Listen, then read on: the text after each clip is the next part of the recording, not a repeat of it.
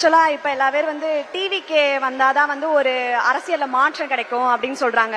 என்னோட பாயிண்ட்ல வந்து நான் அதை தப்புன்னு தான் சொல்லுவேன். என்டிகே வந்தா நல்ல மாற்றம் கிடைக்கும் அப்படின்னு தான் நான் சொல்லுவேன். ஏன்னா இலவசம் கொடுக்குறாங்க இப்போ. அதுக்கு வந்து என்டிகே அவங்க தலைவர் சீமானா நான் சொல்லியிருப்பாங்க, இலவசம் வேண்டாம், இலவசம் வேணும்னா நீங்க அந்த பக்கம் போய்க்கோங்க, இலவசம் வேணானா வாங்க. எனக்கு வந்து குடிக்கிற மக்களோட ஓட்டு வேணாம், குடிமக்களோட ஓட்டு தான் வேணும், நான் வந்தா டாஸ்மாக மூடுவேன் அப்படின்னு சொல்றாங்க. இது வந்து இதுவே டிவிகே தலைவர் விஜய் சொல்லியிருப்பாங்களா அப்படின்னு கேட்டா கிடையாது.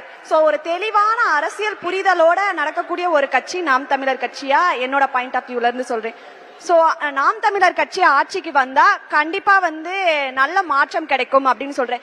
ஏன்னா இப்போ வந்து 234 தொகுதி இருக்குது. சோ 117 தொகுதிகள்ல பெண்களும் 117 தொகுதிகள்ல ஆண்களும் இருக்காங்க. அதாவது சரிக்கு சமமான அந்த ஒரு வாய்ப்பை வந்து நாம் தமிழர் கட்சி கொடுக்கறாங்கன்னு தான் நான் சொல்லுவேன். சோ அதனால மாற்று அரசியல் வேணும் அப்படின்னு ஆசைப்படுறவங்க வந்து என்டிகேக்கு ஓட் பண்ணலாம்.